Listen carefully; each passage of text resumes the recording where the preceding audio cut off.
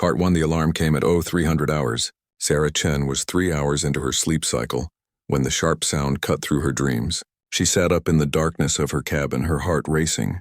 The red emergency lights were flashing along the walls. She pulled on her uniform and ran to the bridge. The corridors of the Meridian's Hope were quiet, except for the sound of her boots against the metal floor. Other crew members were already moving, but everyone was silent. An emergency at this hour meant something serious. Captain Rodriguez was standing at the main console when Sarah entered. His face was lit by the blue glow of the screens. He looked tired. He always looked tired these days. Chen, good. You're here. He pointed at a screen. We picked up a signal. Very faint, coming from the asteroid field ahead. Sarah moved closer to look. The signal was weak, but it was there. A pattern. Not natural. Someone had made it. Someone was calling for help. How old is it? She asked. The communications officer, Lieutenant Park, shook his head. The computer says it's ancient. Maybe 200 years. Maybe more. 200 years. Sarah felt a chill. That was before humans had left their solar system. Before they had met any other species. Before everything changed. Can you identify the language? Captain Rodriguez asked. Park typed on his console. The AI is working on it. Wait. It says Vrelnari. Everyone on the bridge became very still. Sarah knew why. The Vrelnari were extinct. Everyone knew this. They had died out in a war 2 centuries ago. Their whole species gone. There were no Vrelnari left anywhere in the galaxy. That's impossible, someone whispered. The signal is real, Park said. It's definitely Vrelnari. It's a distress call. It's asking for help. Captain Rodriguez looked at Sarah.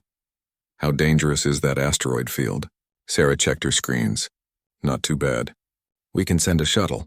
It will be slow, but it's safe enough. I don't like this, the first officer said. That signal is 200 years old. Whatever sent it is dead. We should report it and move on. The captain was quiet for a long moment. Sarah watched him. She knew he was thinking about regulations, about safety, about the mission.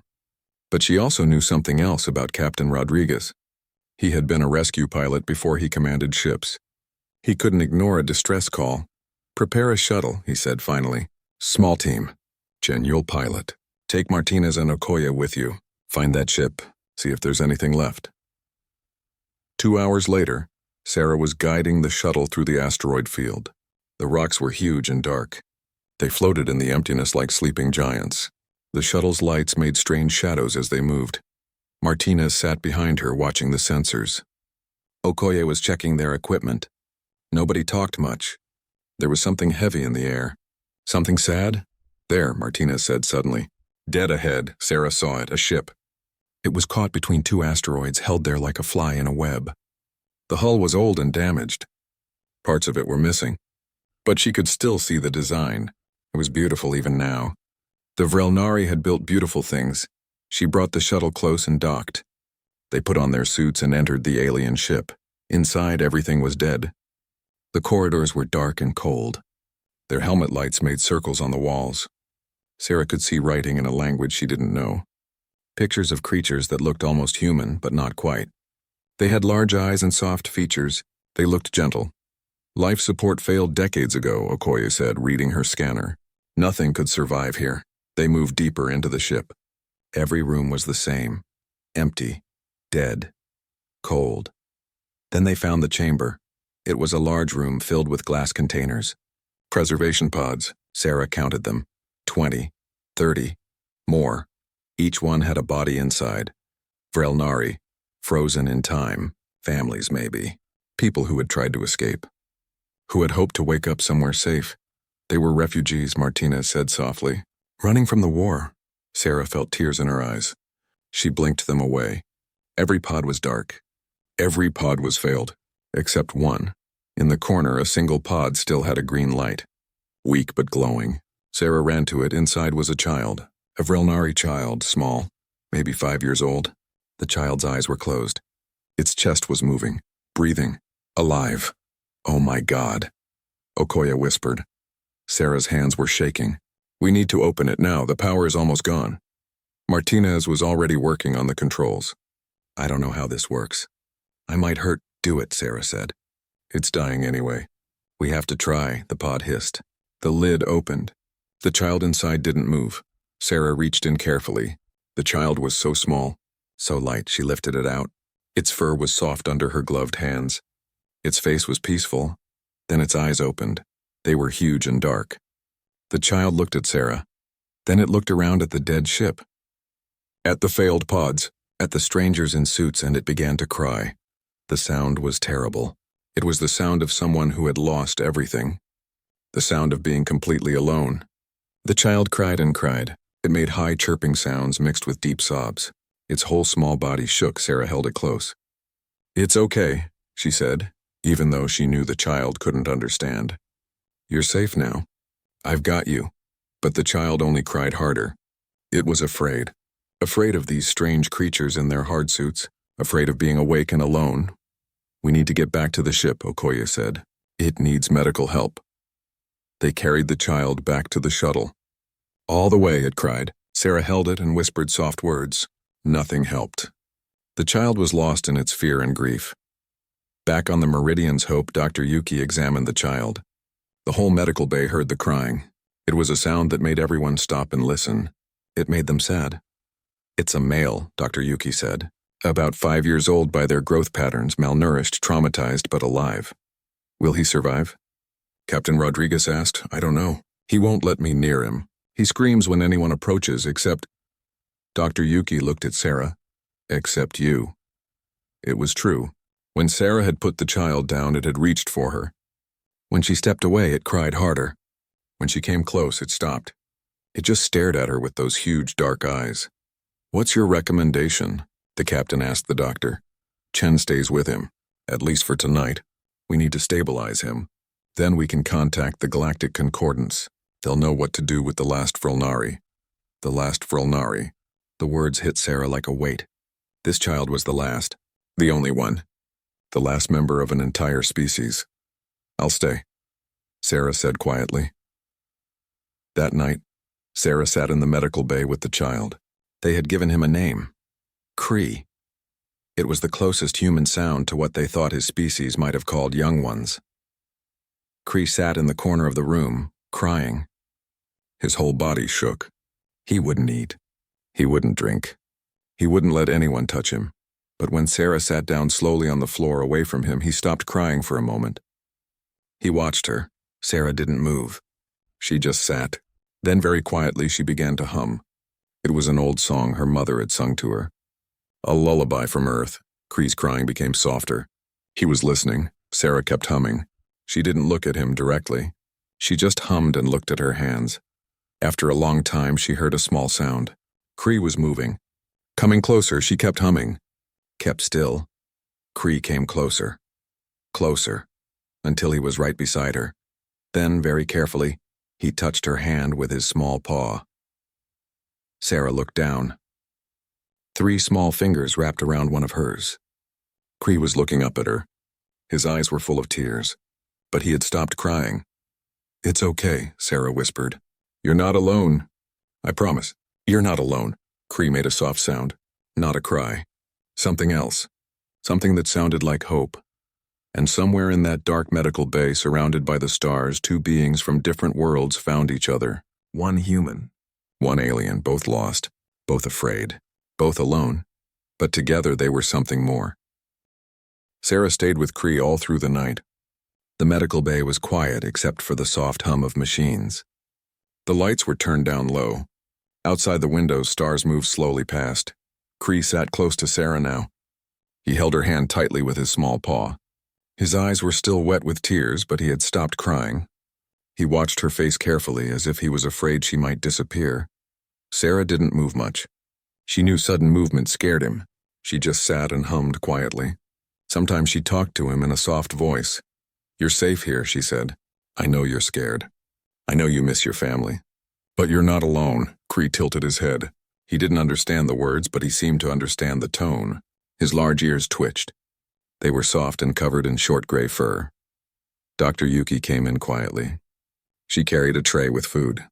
"We need to get him to eat," she whispered. "He's very weak," Sarah nodded. The doctor put the tray down and left.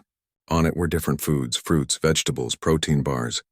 The ship's computer had tried to guess what Vrelnari ate based on old records. Cree looked at the food. Then he looked away. He pressed closer to Sarah. "Are you hungry?" Sarah asked. She picked up a piece of fruit. It was soft and purple. She took a small bite. "See? It's good." Kree watched. His nose twitched. Vrelnari had excellent senses of smell, the computer had said. Sarah held out another piece to him. Kree stared at it for a long time. Then very slowly he took it. He sniffed it carefully. Then he took a tiny bite. His eyes widened. He took another bite, then another. Soon he was eating quickly. "Slow down," Sarah said gently. "There's more. You don't have to rush." But Kree couldn't slow down. He ate like he was starving, which Sarah realized he was. He had been in that pod for so long. Decades, maybe longer. His body needed food. When he finished, he looked up at Sarah. Then he made a soft sound. It was musical. Almost like a purr, Sarah smiled. "You're welcome." Dr. Yuki examined Kree while he sat in Sarah's lap. He didn't cry this time. He just watched the doctor with big, scared eyes. But as long as Sarah held him, he stayed calm. "His vitals are stabilizing," Dr. Yuki said, "but he's severely malnourished. It will take time and—" She paused. "I've contacted the Concordance. They're sending a ship. It will be here in 6 days." Sarah's heart sank. The Concordance. The government that ruled most of the known galaxy. They would take Kree, they would study him. Keep him safe, probably. But study him. What will they do with him? Sarah asked. Dr. Yuki looked sad. He'll go to a preservation facility. He's the last Vrelnari. They'll want to protect him, learn from him. Maybe clone him someday. He's not a specimen, Sarah said quietly. He's a child, I know. Dr. Yuki touched Sarah's shoulder. But the law is clear. Extinct species belong to the Concordance. They have the resources to care for him properly. After the doctor left, Sarah held Kree close. 6 days, she had 6 days with him. Then he would be taken away. The next morning, Captain Rodriguez visited the medical bay. Kree was sleeping in Sarah's arms. His small body was warm. His breathing was soft and even. How is he? The captain asked quietly. Better, Sarah said. He ate, he's sleeping. But he won't let me go. The captain nodded. The crew is talking about him. Everyone wants to help. We've never seen anything like this before. A child from an extinct species. He shook his head. It's important. He's not just important, Sarah said. He's scared. He's alone. He needs someone. He has you. For 6 days. The captain was quiet for a moment. I know this is hard, but the Concordance has experts. They'll take good care of him. Sarah didn't answer. She looked down at Kree's peaceful face. She had only known him for hours, but already she felt connected to him. Already she couldn't imagine giving him up. The days passed. Sarah spent every moment with Kree. She slept in the medical bay. She ate there. She didn't leave except to shower quickly. Kree followed her everywhere. When she stood up, he stood up. When she sat down, he sat beside her. He held her hand constantly. His small fingers never let go. Sarah started teaching him basic words. She would point at things and say their names. Water, food, light, sleep. Kree learned quickly. His species was intelligent. Very intelligent. Soon he was repeating words back to her. His voice was soft and musical. The sounds didn't quite match human speech, but they were close. Water, Kree said, pointing at a glass. Yes. Good, Sarah smiled. Water, Kree smiled back. It was the first time Sarah had seen him smile. His whole face changed. He looked happy. Lieutenant Park brought the ship's translation device. It was old technology, but it might work with Vrelnari. He set it up carefully. The database has some Vrelnari language, he explained. Not much, but maybe enough. They tried it. Kree looked at the device curiously. When it spoke in Vrelnari, his ears stood straight up. His eyes went wide, he made a sound. The translator worked. A voice came out. A human voice. Speaking human words, Mother. Where is Mother? Sarah's heart broke. She knelt down so she was at Kree's level. I'm sorry, she said softly. Your mother? She's gone. They're all gone. The translator spoke to Kree. He listened. His face changed. His ears drooped. His eyes filled with tears. He understood. He knew everyone was dead. His family. His people, everyone. Kree began to cry again. Big, painful sobs. Sarah pulled him close and held him. She didn't say anything. What could she say? What words could fix this? I'm here, she whispered. I'm here. You're not alone, Cree cried for a long time. Sarah just held him. Eventually, his crying became softer. Then it stopped. He looked up at Sarah with red, swollen eyes. He spoke. The translator worked. You stay? You stay with Cree? Sarah felt tears on her own cheeks. Yes, I stay. I promise. That night, Sarah researched everything she could about Vrelnari. She read old reports. She watched videos. She learned about their culture. The Vrelnari had been peaceful. They loved art and music. They had built beautiful cities. They had valued family above everything. Children were precious to them. Then the war came. Other species wanted their planets, wanted their resources. The Vrelnari tried to negotiate, tried to find peace, but the others didn't want peace. They wanted land. The Vrelnari fought, but they were not warriors. They lost. World after world fell, until there were no worlds left. No Vrelnari left except one small child who had slept through it all, who had survived by accident. By luck, Sarah also found something else. Information about Vrelnari bonding. Young Vrelnari bonded with their caregivers through a chemical process. Like imprinting, once bonded, separation could cause severe psychological damage. Dr. Yuki confirmed it. Cree has bonded with you, she said. His brain chemistry has changed. If we separate you now, it could harm him, maybe permanently. Then we can't separate, Sarah said. The Concordance won't care about that. They'll say their facilities can handle it. They'll take him anyway. Sarah looked at Cree. He was drawing on a tablet. He was drawing her. Beside her, he had drawn himself. Two figures holding hands. On the fifth day, Cree spoke more words. He was learning fast. He asked questions. Simple ones. Where is this place? This is a ship. We travel through space. Where do we go? Sarah hesitated. We're exploring. Looking for new things. Can Cree explore too? Yes, you can explore, Cree smiled. Then he asked another question. The question Sarah had been dreading. Sarah stay with Cree always? Sarah pulled him close. She couldn't lie. But she couldn't tell him the truth either. In one day the Concordance would arrive. In one day they would take him away. I will stay as long as I can, she said. I promise. That night Cree couldn't sleep. He tossed and turned. He whimpered. Sarah held him and hummed. She sang soft songs. Eventually he calmed. He looked up at her in the darkness. His eyes reflected the starlight from the windows. Sarah, he whispered. Yes? Sarah is Cree's family now? Sarah felt her heart breaking and healing at the same time. She touched his soft cheek. Yes, she said. I am your family always. Cree closed his eyes. A small smile appeared on his face. He wrapped his small paw around Sarah's hand and slowly, peacefully he fell asleep. Sarah watched him sleep. She knew what was coming tomorrow. She knew what she had to do. She would fight. She would fight with everything she had. Because Cree wasn't just the last of his species. He wasn't just a scientific curiosity. He was her family, and family was worth fighting for. Morning came too quickly. Sarah woke to find Cree already awake. He was looking out the window at the stars. His expression was sad. Good morning, Sarah said softly. Cree turned to her. Good morning, Sarah. His human words were getting better every day. Today's the day? Sarah's chest tightened. He knew. Somehow he understood that something was going to change today.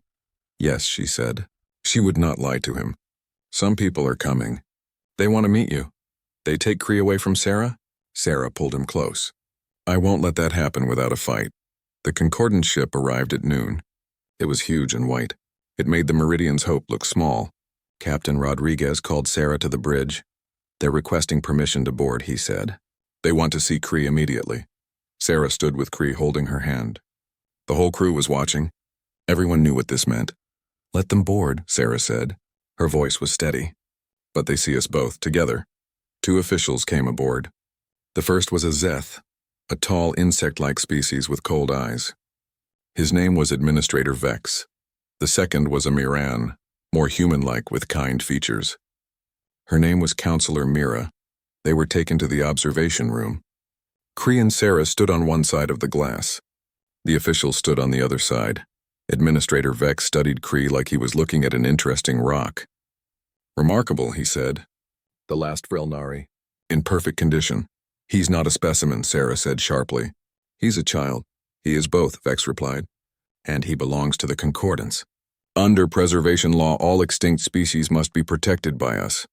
We have the resources, the expertise, the facilities. Counselor Mira stepped forward. She looked at Cree with softer eyes. "Hello, little one," she said gently. Cree pressed against Sarah. He didn't speak. "He's bonded with Navigator Chen," Dr. Yuki said. She had brought all her research.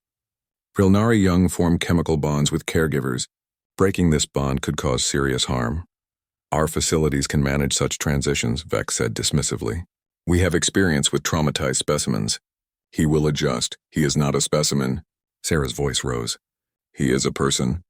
He has feelings. He has needs." Navigator Chen. Captain Rodriguez put a hand on her shoulder. "Let's stay calm." Counselor Mira was still watching Cree. "May I speak with him?" she asked. Sarah nodded. They brought the translator device. Mira spoke in Vrelnari through the machine. Cree's ears perked up. He listened, then he responded. The translator worked. "I want to stay with Sarah. She is my family now."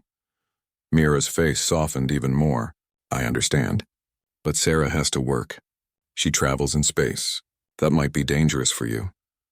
Cree does not care about danger. Cree only cares about family. "This is irrelevant," Vex said. "The child's wishes do not override concordance law. He will come with us today." "No," Sarah stepped forward. "You can't take him. I won't let you." "You have no legal standing," Vex replied. "You are a human. He is Vrelnari. You have no claim to him. I have a moral claim. I saved him. I cared for him. He trusts me. Morality is not law." Captain Rodriguez stepped forward. "I would like to formally challenge this seizure. On behalf of Navigator Chen and Cree." Vex's eyes narrowed. "On what grounds?" "On the grounds that separation would harm Cree. On the grounds that he has expressed a preference. On the grounds that Earth has its own history of forced separations. We know how much damage it causes. We will not be part of that again." The room was silent. Everyone stared at the captain. He had just challenged the concordance. That was dangerous. It could cost him his command, his career, everything, but he didn't look afraid. He looked determined. Counselor Mira looked thoughtful. "A formal challenge requires a hearing, evidence, testimony." "Then we request a hearing," Captain Rodriguez said. Vex clicked his mandibles in irritation. "This is a waste of time. The outcome is predetermined." "Perhaps," Mira said quietly, "but everyone deserves to be heard. Even humans. Even Vrelnari children." She looked at Vex. "We will grant the hearing. 24 hours to prepare. Tomorrow we hear the case." After the officials left, the crew gathered around Sarah and Cree. Everyone was talking at once, offering help, offering ideas. "We need a legal expert," Lieutenant Park said. "We need precedents," Dr. Yuki added. "We need a miracle," someone muttered. Captain Rodriguez held up his hand. "We have 24 hours. Let's use them wisely. Park, search for any legal precedents, anything about custody, about bonding, about the rights of extinct species. Yuki, compile all your medical data. Make it clear what separation would do to Cree. Martinez, look into concordance law. Find the loopholes." "What about me?" Sarah asked. "You stay with Cree. Keep him calm. Keep him safe. And get ready to tell your story tomorrow." That night, the crew worked without stopping. Sarah watched them from the medical bay. Everyone was helping. The cook brought food. The engineers ran data searches. Even the maintenance crew was looking through old law books. "Why do they help?" Cree asked. He was drawing again. This time he drew the whole crew, all of them together. "Because they care," Sarah said. "Because they know what's right. Because Cree is family." Sarah looked at Cree's drawing. He had drawn himself in the middle. Around him, all the crew members held hands. They made a circle. "A family, yes," she said. "Because you're family." At midnight, Lieutenant Park burst into the medical bay. He was carrying a tablet. His eyes were bright with excitement. "I found something," he said. "It's old, very old. But it might work." He showed Sarah the screen. It was a law from centuries ago. Before the concordance became so powerful, it said that any member of a species could speak for their entire species in matters of cultural law. "I don't understand," Sarah said. "Cree is the last Vrelnari," Park explained. "That makes him the only authority on Vrelnari culture. Vrelnari law, Vrelnari customs. If he says you can be his guardian under Vrelnari tradition, the concordance has to respect that." Sarah's heart raced. Will it work? I don't know. It's never been tested like this. But it's a chance. Captain Rodriguez came in. He had been awake for 20 hours. His eyes were red, but he was smiling. This could work, he said. It's risky. It's unprecedented. But it could work. They spent the rest of the night preparing. They built their case. They gathered evidence. They wrote arguments and they talked to Cree. Cree, Sarah said gently, tomorrow you need to tell the officials what you want. You need to be brave. Can you do that? Cree looked up at her. He was so small, so young, but his eyes were old. They had seen too much loss, too much pain. Cree can be brave, he said. For Sarah, for family.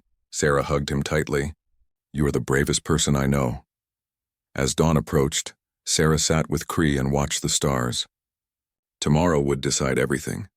Tomorrow they would either stay together or be torn apart. Sarah? Cree whispered. Yes? If Cree cannot stay with Sarah, will Sarah remember Cree? Sarah felt tears on her face. I will never forget you, never, no matter what happens. Good. Cree nestled against her. Cree will never forget Sarah either. Sarah saved Cree. Sarah gave Cree family. Cree will remember forever. They sat together as the stars slowly turned. Two beings from different worlds. Two souls who had found each other in the vast darkness of space. Tomorrow they would fight. Tomorrow they would stand before the concordance and demand to be heard. Tomorrow they would show the galaxy what family really meant. But tonight, they just held each other and hoped. The hearing room was cold and formal. It was on the concordance ship in a chamber made of white metal and glass. Sarah walked in holding Cree's hand. The small Vrilnari looked around with wide eyes. On one side sat Administrator Vex and his team. They had stacks of documents. They looked confident. On the other side sat Counselor Mira and two other judges. They would decide Cree's fate. Captain Rodriguez stood with Sarah. Lieutenant Park and Dr. Yuki sat behind them. The rest of the crew watched from screens on the Meridian's Hope. Everyone wanted to see what happened. This hearing will now begin, Counselor Mira said. Her voice was calm but serious. We are here to determine the custody of the Vrilnari child known as Cree. Administrator Vex will present the concordance position first. Vex stood. He was tall and imposing. The law is clear, he began. All extinct species fall under concordance protection. We have facilities designed for this exact purpose. The child will receive medical care, education, and preservation of his genetic material. He will live in comfort and safety. In a cage, Sarah said quietly. Navigator Chen, you will have your turn to speak, Mira said gently. Vex continued. The human's attachment to the specimen is understandable but irrelevant. She is not qualified to care for an extinct species. She has no training, no resources, no legal standing. What about the bond? Captain Rodriguez asked. Dr. Yuki has documented the neurochemical attachment between Cree and Navigator Chen. Separation could cause permanent psychological damage.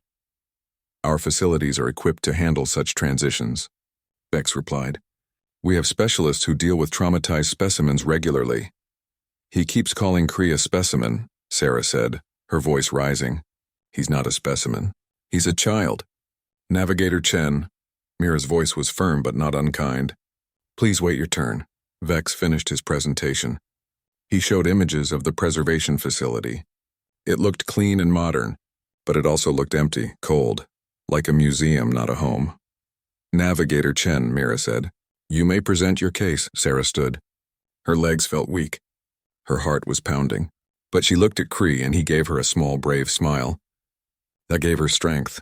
6 days ago, we found Cree on a dead ship, she began. He was the only survivor. He had been asleep for 200 years.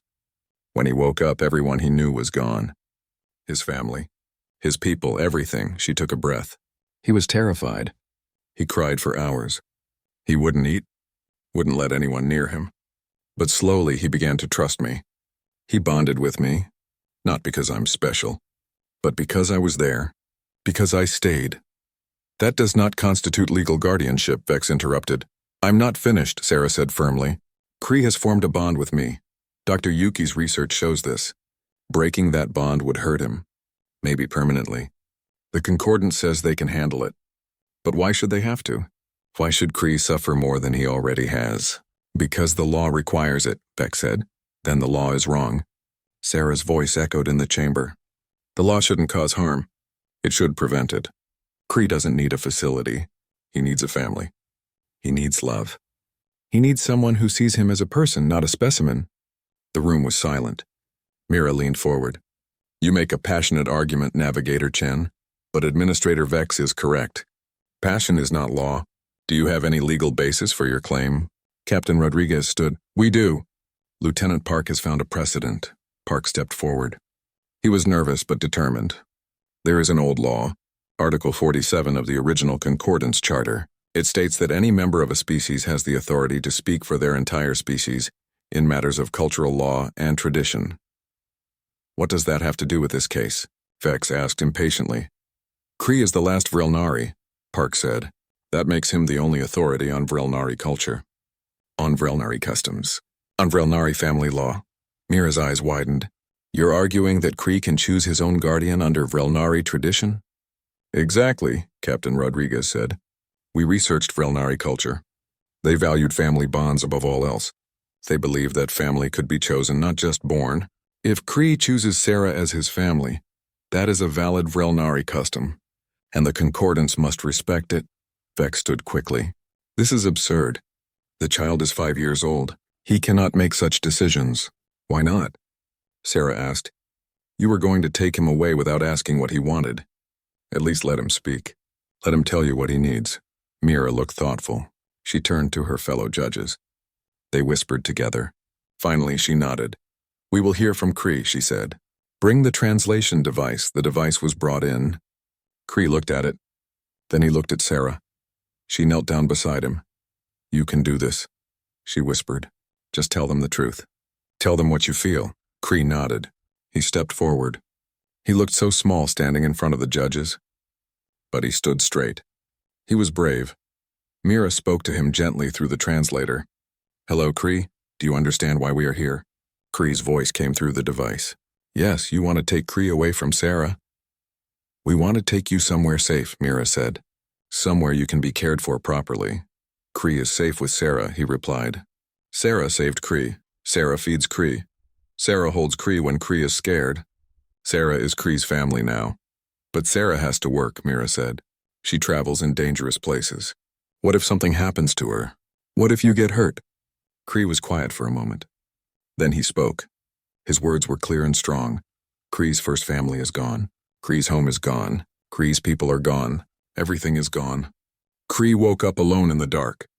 Kree was so scared. Kree wanted to die. Sarah felt tears on her cheeks. The whole room was silent. Then Sarah came, Kree continued. Sarah held Kree. Sarah sang to Kree. Sarah made Kree feel safe. Sarah gave Kree a reason to live. Sarah is not Vrilnari, but Sarah is Kree's family. The only family Kree has now. He turned to look at Sarah. Kree chooses Sarah. Forever. The room was absolutely still. Even Vex said nothing. Mira had tears in her eyes. Thank you, Kree, she said softly. You are very brave. Kree ran back to Sarah. She picked him up and held him tight. The judges will discuss this matter, Mira said. We will give our decision in 1 hour. The longest hour of Sarah's life began. She sat with Kree in a waiting room. The crew sent messages of support. Everyone was watching. Everyone was hoping, Sarah? Kree whispered. Yes? Did Kree do good? You did perfect, Sarah said. You were so brave, so strong. I'm proud of you. If they take Kree away, Kree will always remember Sarah, always. And I will always remember you, Sarah said. No matter what happens. Finally, they were called back. The judges sat in their places. Mira looked serious. This has been a difficult decision, she began. The law is clear on one side, but compassion is clear on the other. We have debated extensively. Sarah held Kree closer. Her heart was pounding. Administrator Vex argues that concordance law requires Kree to enter a preservation facility, Mira continued. And he is correct. That is what the law says. Sarah felt her hope dying. However, Mira said, and Sarah's head snapped up, Captain Rodriguez and Lieutenant Park have presented a valid legal argument. Article 47 does give cultural authority to the last member of a species, and Kree has clearly expressed his choice under what we accept as Vrilnari custom. Furthermore, one of the other judges added, I have experience with extinct species preservation. My own people were once on the brink. We were treated as specimens, as things to be studied. It nearly destroyed our culture, our spirit, our will to survive. This was Counselor Mira speaking now. Her voice was heavy with emotion. I know what it is to be the last. To be alone, to be treated as a curiosity rather than a person. I will not allow that to happen to this child. She looked directly at Sarah and Cree. This tribunal recognizes Cree's right to choose his family under Vrelnari cultural law. We grant custody to Navigator Sarah Chen. The room exploded. Vex was shouting. Captain Rodriguez was smiling. Dr. Yuki was crying. And Sarah was holding Cree, both of them shaking with relief and joy. This is not over, Vex declared. I will appeal. I will take this to the highest courts. You may appeal, Mira said calmly. But until then, this decision stands, and I will personally ensure it is enforced. She stood and walked over to Sarah and Cree. She knelt down to Cree's level. You are very special, little one, she said through the translator. Not because you are the last Vrelnari, but because you are brave. Because you know what matters. Family matters. Love matters. Never forget that. Cree will not forget, he said. Thank you for understanding, Mira smiled. Then she looked at Sarah. There are conditions. You must undergo training in xenoparental care. You must submit to regular check-ins. And you must relocate to a station where Cree can interact with other species, learn, grow, have a life. I accept all of it, Sarah said immediately. Anything, everything. Good. Mira stood. Then this hearing is concluded. Take care of each other. Back on the Meridian's Hope, the crew celebrated. Everyone was happy. Everyone was relieved. They had done it. They had won. Sarah sat with Cree in her cabin. He was tired from the day. His eyes were heavy, but he was smiling. We stay together? He asked sleepily. We stay together, Sarah confirmed. Always, I promise. Good. Cree yawned. Cree is happy. Me too, Sarah whispered. As Cree fell asleep in her arms, Sarah looked out at the stars. They had fought. They had won. They were a family now. Not by blood, not by species, but by choice, by love. And that, Sarah thought, was the most human thing. 3 months passed. Sarah's life changed completely. She left the Meridian's Hope and transferred to Unity Station, a massive space station where dozens of species lived together. It was the perfect place for Cree to grow up. The station was beautiful. It had gardens under glass domes, schools where children from different worlds learned together, markets that smelled of spices from 100 planets. Cree loved it. Sarah's quarters were small but comfortable. She had a bedroom for herself and one for Cree. He had decorated his walls with drawings, pictures of the crew from the Meridian's Hope, pictures of stars, pictures of Sarah and himself always holding hands. Every morning, Sarah took Cree to the station school. It was run by a kind Tyrellian named Teacher Vaughn. She had 4 arms and gentle eyes. She treated all the children the same, no matter what species they were. At first, the other children stared at Cree. He was different.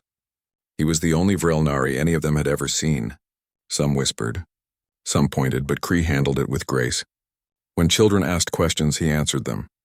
When they wanted to touch his soft fur, he let them, but only if they asked nicely first. When they asked why he looked different, he simply said, Because I am Vrelnari. We are all different. That is good. Soon the children stopped staring. They started playing with Cree instead. He was smart and kind. He shared his toys. He helped others with their work. He made friends easily. Sarah watched him grow more confident every day. He learned quickly. He could speak 5 languages now, including basic human, Tyrellian and Zeth. He was learning math and science. He loved art most of all. Look, Mama, Cree called one day. He had started calling Sarah Mama a month ago. It had made her cry the first time. Now it made her smile every time. He held up a painting. It showed a beautiful planet with purple skies and silver cities. This is what the teachers say my homeworld looked like. Vrelnar. Do you think it was really this beautiful? Sarah looked at the painting. Her heart ached. I think it was even more beautiful, she said. Because your people were there. Cree was quiet for a moment. Sometimes I try to remember them. My first mother. My first family. But I can't, is that bad? Sarah knelt down and hugged him. No, sweet one. You were very young. It's okay not to remember. But we can learn about them together. We can keep their memory alive. Will you help me? Kree asked. Always. They started a project together. They researched Vrelnari history. They learned about Vrelnari art, music, and stories. They found old recordings of Vrelnari songs. Kree listened to them and cried, but they were good tears. Tears of connection. I can feel them, he said one night. When I hear the music, I feel my people. They're not gone. Not completely. They're here. He touched his chest. In my heart. Sarah's work at the station was fulfilling. She helped coordinate ships arriving and departing. It was less exciting than exploration, but it allowed her to be home every night. To be there for Kree. Captain Rodriguez visited once. The whole crew of the Meridian's Hope came with him. They brought gifts for Kree, books, toys. A model of the ship where they had found him. Kree hugged everyone. You are all my family too, he said. You saved me. You fought for me. Kree loves you. There wasn't a dry eye in the room. Dr. Yuki conducted her regular checkups. Kree was thriving. He had gained weight. His health was excellent. His psychological development was normal, even remarkable given his trauma. He's doing better than I ever hoped, Dr. Yuki told Sarah. The bonding was the right choice. You were the right choice, but not everyone agreed. Administrator Vex had not given up. He sent reports to the Concordance. He argued that Kree should still be moved to a preservation facility. He claimed that Sarah was not properly equipped to preserve Vrelnari culture. Counselor Mira reviewed every report. She visited the station twice. She watched Kree at school. She saw him playing with friends. She saw him laughing. She saw him living. This is what preservation means, she told Vex during one of her visits. Not keeping a specimen in a box, but allowing a culture to live and grow through the people who carry it. Kree is learning about his heritage. He is sharing it with others. That is true preservation. Vex was not convinced, but he had no more legal grounds to stand on. The law had spoken. Kree stayed with Sarah. One evening, Sarah came home tired from work. It had been a long day. She found Kree sitting in the common area with 3 other children. They were from different species. They were all looking at a holographic display. What are you doing? Sarah asked. Kree is teaching us about Vrelnar. One of the children, a young Terrellian, said excitedly. He's showing us Vrelnari art. Sarah watched as Kree explained the patterns in traditional Vrelnari paintings. He talked about the colors and what they meant. He showed them Vrelnari writing. He sang a short Vrelnari song. The other children listened with wonder. They asked questions. Kree answered them all patiently. Sarah felt a wave of pride and sadness. Kree was keeping his culture alive. He was sharing it. It wouldn't die with him. It would live on in the minds of these children. In the art they would make. In the stories they would tell. That night, after the other children left, Kree sat with Sarah on their small balcony. They looked out at the stars. Mama, Kree said. Yes, sweetheart. Thank you for not giving up on me. Thank you for fighting. Sarah pulled him close. Thank you for choosing me, for letting me be your family. It was easy to choose, Kree said. You made Kree feel safe. You made Kree feel loved. That is what family means. 6 months after arriving at Unity Station, a message came for Sarah. It was from the Concordance. She opened it with trembling hands, afraid it was bad news, but it wasn't. It was an invitation. The Concordance wanted Kree to speak at a gathering of species. They wanted him to share his story. They wanted others to learn from what had happened. Sarah showed the message to Kree. You don't have to do it, she said. It's your choice. Kree read the message carefully. He was getting very good at reading now. He thought for a long time. Kree wants to do it, he said finally.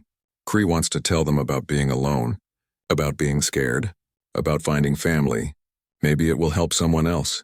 You are so brave, Sarah said. Kree learned bravery from Mama, he replied with a smile. The gathering was held on the Concordance's main station.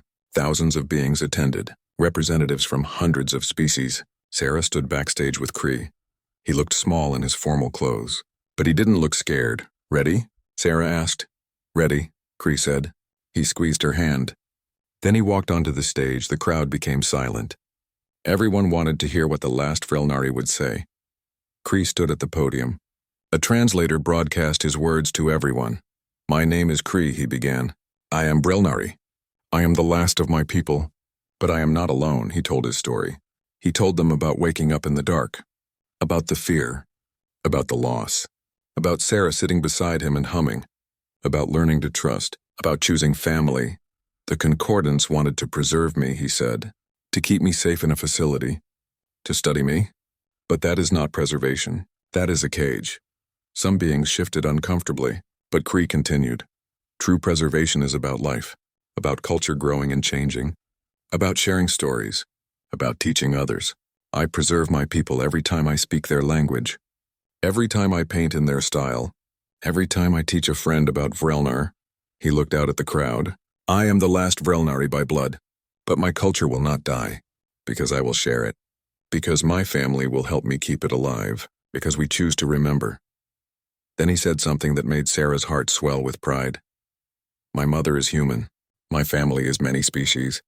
But we are all family because we chose each other, because we love each other. That is the most important thing I learned. Family is not about blood. It is about heart. The crowd was silent for a moment. Then someone started clapping. Then another. Then another. Soon the entire hall was filled with applause. Cree walked off the stage and straight into Sarah's arms. She held him tight. You did it, she whispered. You were perfect. We did it, Mama, Cree corrected. Together. After the speech, many beings approached them. They thanked Cree. They shared their own stories of loss and family. They talked about how his words had moved them. Even Administrator Vex came. He stood stiffly in front of Cree. You spoke well, he said. It was the closest thing to an apology he could manage. Thank you, Cree replied graciously. Counselor Mira embraced Sarah. You saved him, she said. Not just his body. His spirit, his hope. You gave him a future.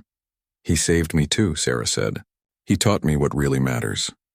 That night, back in their quarters on Unity Station, Sarah and Cree sat together in the dim light. Cree was tired but happy. Mama, he said sleepily. Yes, my love? Cree is not sad anymore. About being the last. Because Cree has you, and everyone at school. And the crew from the ship. Cree has so much family now. Sarah kissed his forehead. And we will always have each other. Always, Cree agreed. His eyes closed. His breathing became soft and even. Sarah watched him sleep.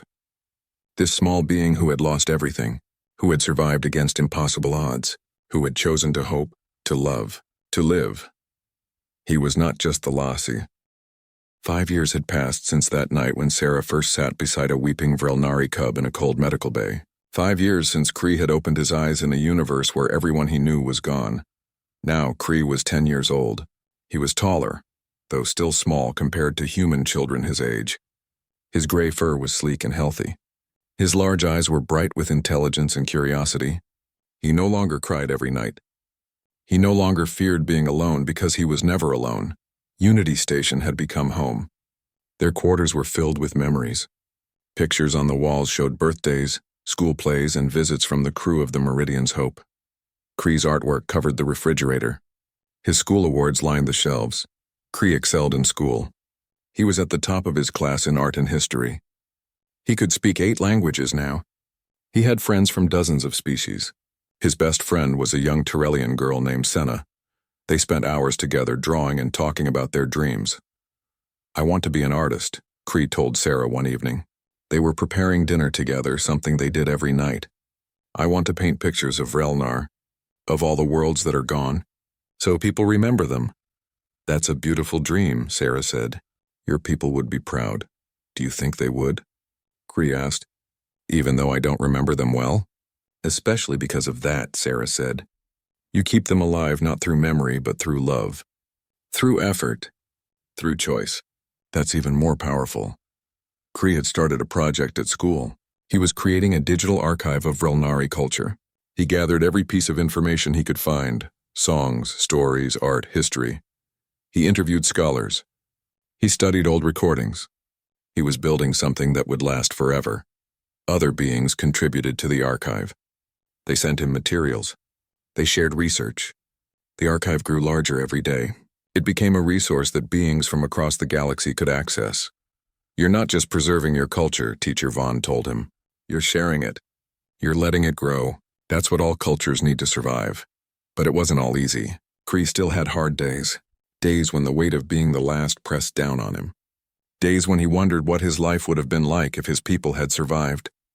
On those days, Sarah was there, just like she had been on that first night. She sat with him. She listened. She held him when he needed to cry. "It's okay to be sad," she told him. "It's okay to grieve. You lost something precious. That pain doesn't just go away." "But I have you," Cree would say, "and that helps." It helped so much. Sarah had changed too over the years. Being Cree's mother had taught her things she never expected to learn. Patience, the ability to see the world through different eyes, the courage to fight for what mattered, even against impossible odds. She had become an advocate for other mixed-species families. She spoke at conferences. She wrote articles.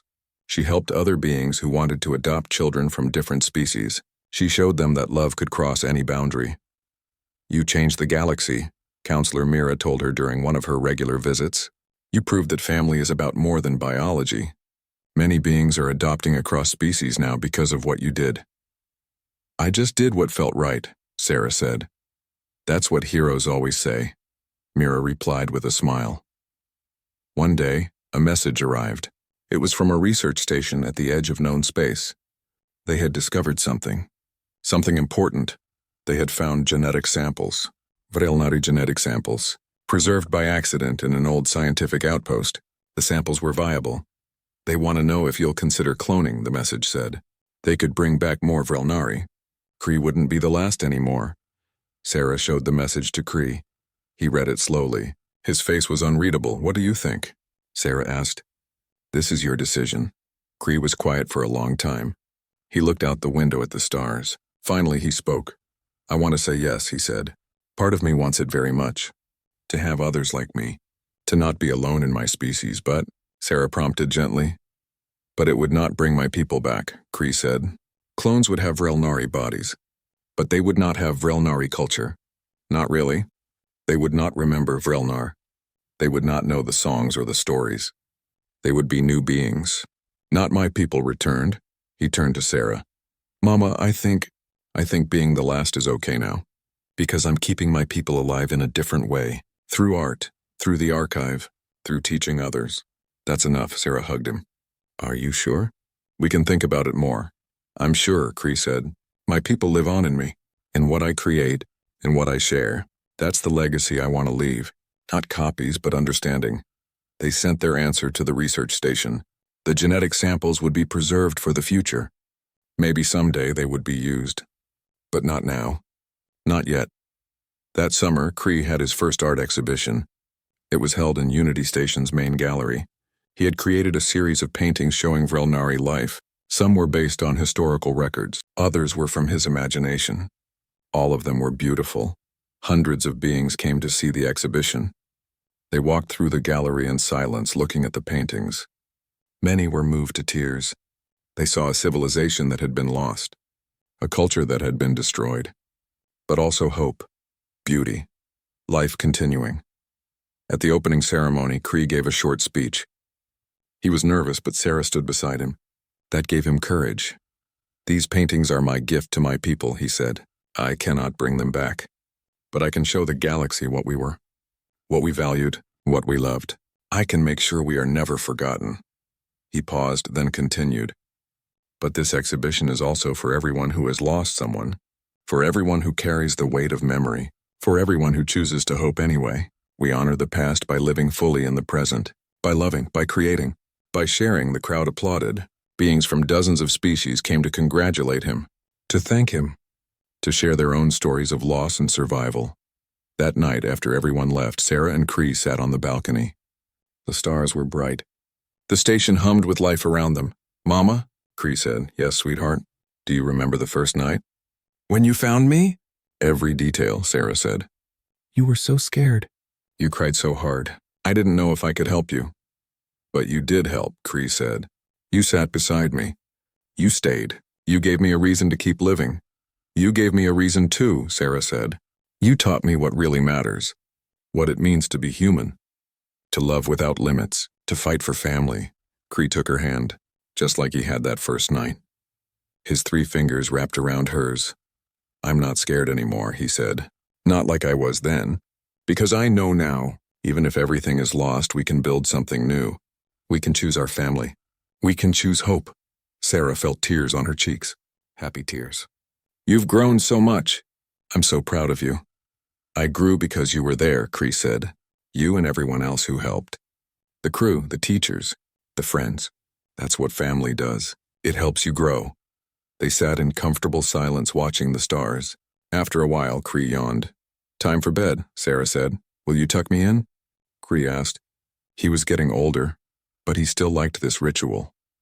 Always, Sarah said. In his room, Cree climbed into bed. Sarah pulled the blanket up and sat on the edge of the bed, just like she had done countless times before. Mama, Cree said sleepily, yes? Thank you. For everything. For saving me. For loving me. For being my family. Thank you for letting me, Sarah whispered. Thank you for choosing me. For trusting me. For teaching me how to love, Cree smiled.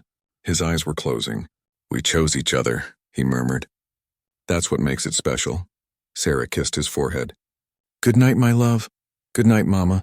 She stood to leave, but Cree reached out. His small paw found her hand. Just like that first night. Just like every night since then. Stay? He asked. Just for a little while? Of course, Sarah said. She sat back down, and so she sat, just as she had 5 years ago, beside a Vrelnary cub who was no longer weeping, who was no longer alone, who was no longer lost. Cree's breathing became slow and steady. His grip on her hand relaxed but didn't let go. He was sleeping peacefully now. No nightmares, no fear, just dreams. Sarah watched him sleep. She thought about that first night, about how scared she had been, about how uncertain everything was, about how she almost hadn't fought for him, but she had fought. The whole crew had fought. They had shown the galaxy something important. That family was not about species or biology. It was about choice, about love, about staying. And in doing so, they had saved more than one life. They had saved a culture, a heritage, a legacy. Through Cree, the Vrelnari would live on, not as they were, but as something new, something that grew and changed and touched countless lives. That was the human gift to the galaxy, not superior technology, not military might, not cunning or strategy. It was the simple act of sitting beside someone who was weeping, of staying when it would be easier to leave, of choosing love over convenience, of fighting for family no matter what form it took. Sarah felt Cree's hand in hers. She felt the warmth of his small body. She heard his peaceful breathing, and she knew this was what it meant to be human. This was what made humanity special in a galaxy of wonders, the capacity to love without limits, the courage to choose family, the strength to stay. Outside the window, the stars continued their eternal dance. Ships came and went. The station hummed.